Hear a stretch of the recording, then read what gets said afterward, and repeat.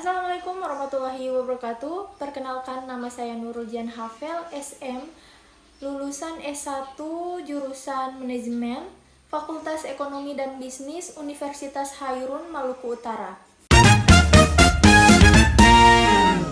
Saya mengikuti rekrutmen untuk posisi tenaga pemasar pada salah satu perusahaan terkemuka di Indonesia. Perusahaan tersebut bergerak di bidang penjualan mobil. Untuk mendapatkan posisi tersebut, saya harus meyakinkan penguji akan jawaban dari pertanyaan mereka. Jadi, saya akan menjawab 5 pertanyaan dari penguji. Pertanyaan pertama, sebagai pemasar, Anda perlu tahu apa yang dimaksud dengan pemasaran.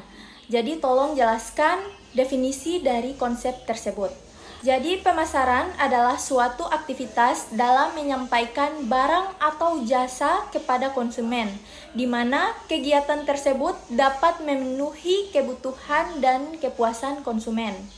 Pertanyaan kedua, yaitu jelaskan perbedaan antara lingkungan pemasaran mikro dan makro. Lingkungan pemasaran mikro yaitu faktor langsung yang mempengaruhi bisnis. Sebagai contoh yaitu pelanggan, pemasok, dan pesaing. Kalau lingkungan pemasaran makro yaitu kekuatan eksternal yang membentuk industri, contohnya ekonomi, teknologi, dan tren sosial. Jadi perbedaan utama antara lingkungan pemasaran mikro dan makro adalah kalau lingkungan mikro dapat dikendalikan, sedangkan lingkungan makro tidak dapat dikendalikan. Pertanyaan ketiga, sebagai pemasar, Anda dituntut untuk mengenali pelanggan Anda melalui serangkaian kegiatan yang disebut sebagai riset pemasaran. Tolong jelaskan apa saja tahapannya. Jadi, tahapan pertama yaitu merumuskan masalah.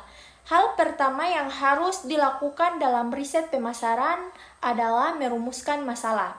Proses perumusan masalah ini memang sangat penting agar nantinya Anda dapat memahami dengan baik tujuan apa yang ingin Anda capai.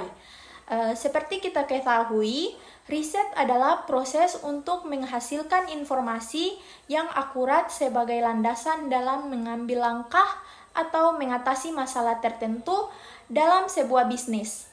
Langkah kedua yaitu menentukan desain riset. Nah, desain riset adalah prosedur tentang cara pengambilan data, cara pengujian hipotesis, dan kemungkinan untuk mengumpulkan kuesioner melalui berbagai metode yang dibutuhkan.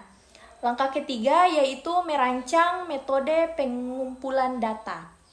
Nah, sumber data yang digunakan dalam suatu riset adalah data primer dan data sekunder.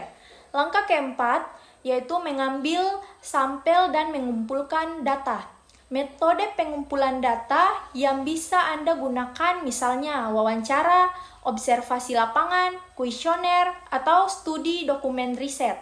Nah, langkah kelima yaitu melakukan analisis dan interpretasi data. Nah, data yang telah Anda kumpulkan selanjutnya perlu Anda analisis dan diinterpretasikan untuk bisa memperoleh kesimpulan. Langkah keenam yaitu menyusun laporan riset. Laporan riset adalah hasil akhir dari proses yang Anda lakukan.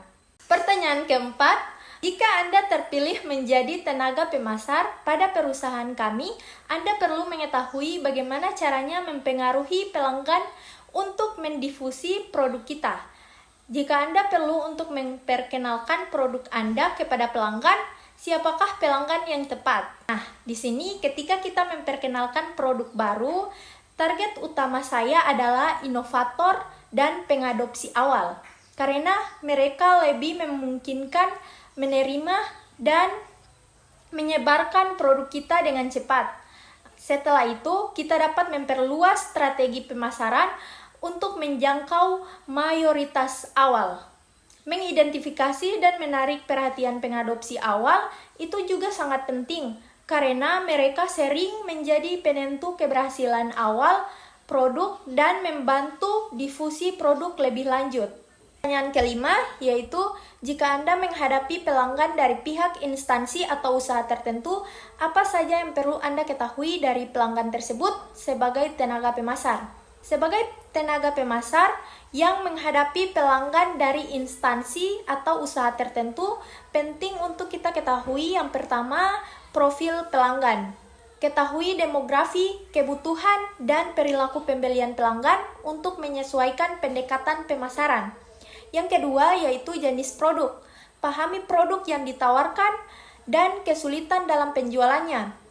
Produk yang lebih kompleks memerlukan edukasi lebih mendalam. Yang ketiga, metode komunikasi. Pilih cara pemasaran yang tepat, seperti tatap muka atau telemarketing, untuk meningkatkan interaksi dan hubungan. Yang keempat, feedback pelanggan.